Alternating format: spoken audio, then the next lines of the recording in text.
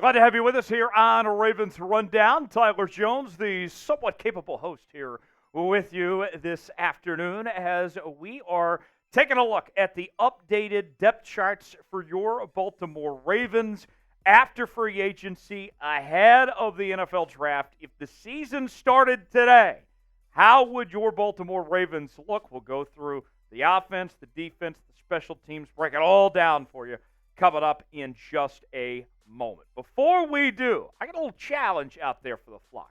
I want to know, how many Ravens players can you name? Before we go through the full list, let's see who can name the most Ravens players on this year's roster. Put one individual comment for every player. Whoever can come up with the most accurate number of players on this team in the comment section, you're getting a shout out on the show. So that's the challenge. Let's see what you guys can come up with. Let's begin with the quarterback position. As Tyler Huntley is gone, Josh Johnson and Malik Cunningham are back. And so that is your quarterback room at the moment. Lamar, Josh, and Malik. I personally think the Ravens need another QB because bottom line is this. If Lamar Jackson goes down in a game next season, I don't want Josh Johnson. I don't want Malik Cunningham to be that guy. And Malik Cunningham, his future is brighter as a receiver in this league anyway. I'm open to pushing him towards that direction and go getting another quarterback, whether it be in the draft or a veteran free agent, whatever it may be. I expect the Ravens to go find another QB to be the true backup for Lamar Jackson sooner than later. The backfield. This group is going to be impressive in 2024. Derrick Henry, your leading running back, alongside Keaton Mitchell. There'll be a dynamic 1-2 punch, a little thunder and lightning thing going on between the two of them. Justice Hill is back, Owen Wright, and then Patrick Ricard manning things down in the fullback position. And you better believe that this Ravens team is going to run the football a lot in 2024. The wide receiver room for the Ravens, no OBJ. So how do things look now? Well, Zay Flowers is still around. He should have an impressive sophomore season there with the Ravens. Rashod Bateman back in the starting lineup. He assumes the OBJ role for now anyway. And then Nelson Agholor had a surprisingly good season for the Ravens last year. They signed him to a cheap extension. He'll be back. Tylan Wallace is still there. Ryan is there as well. I'm expecting the Ravens receiver room to look different sooner than later. I think that they're going to use a high draft pick on a wideout, whether that is a day one or day two pick, somebody that should jump up into the starting lineup right away. We talked on the channel a couple days ago about Adonai Mitchell potentially being available for the Ravens when they pick at 30, a guy that could start immediately from day one. So that's a possibility. We know that they've had visits with several veterans out there, like the Michael Gallups of the world, if you will. I think this position group is going to see an upgrade, see some major changes here in the coming weeks ahead. Now, what about a first-round receiver? I know a lot of you, I checked the comments, are saying you want the Ravens to draft an offensive tackle with that first-round pick. And I understand why. But what about a receiver? Should the Ravens go receiver first round? It's our pinned comment today. Y for yes, M for no. Let us know what you think. Today's show is sponsored by Game Time. Game Time, the place to go for tickets to sporting events, concerts, theater productions, comedy shows, and more. The best seats for the lowest prices, guaranteed. Here's how it works. You pick the event you want to go to, pick the seat, see if you like the seat or not, look for a flash deal, and then within a matter of moments, you are checking out on Game Time, getting your tickets just like that, folks. It's very simple, very fast and easy with Game Time.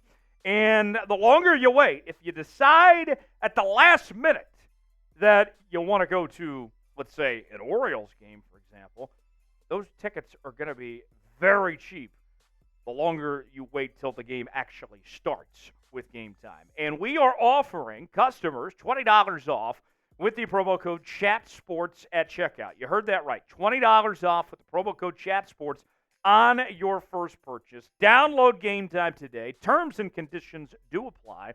The link is in the comments and description of today's video. Download Game Time today. The tight end room for the Ravens. Mark Andrews should be back 100% healthy in 2024. Isaiah Likely had a very strong second season with the Ravens. I would expect the Ravens to be able to use both players, use some 12 personnel sets to have both of these guys on the field together.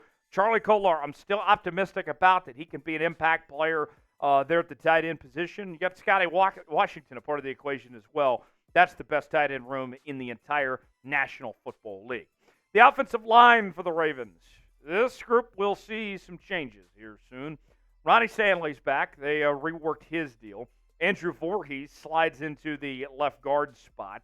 Ben Cleveland also slides into a guard spot as well. Tyler Linderbaum, arguably the best center in football, holding things down in the middle. And then Patrick McCarry at the right tackle position. This group has some problems right now. If we're going to be frank, this group needs some work.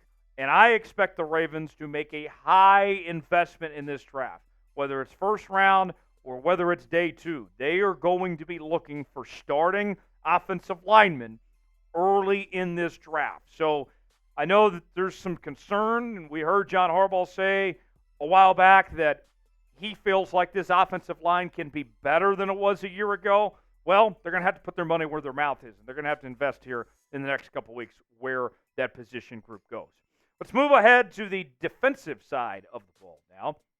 And Justin Matabike, after that big payday, he is holding things down at the defensive tackle spot alongside Michael Pierce and Brent Urban. The linebacker position.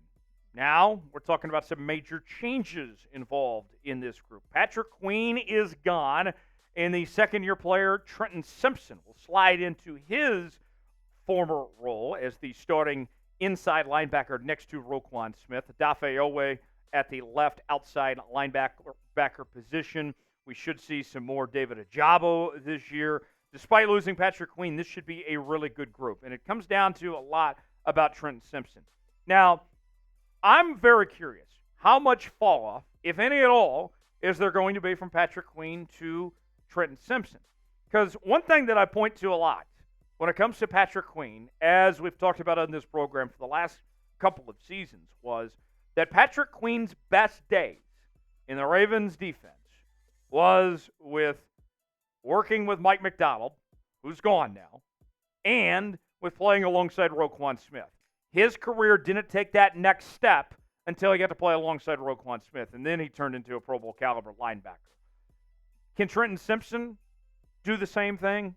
Can playing alongside Roquan Smith elevate his game to the level where Patrick Queen was at?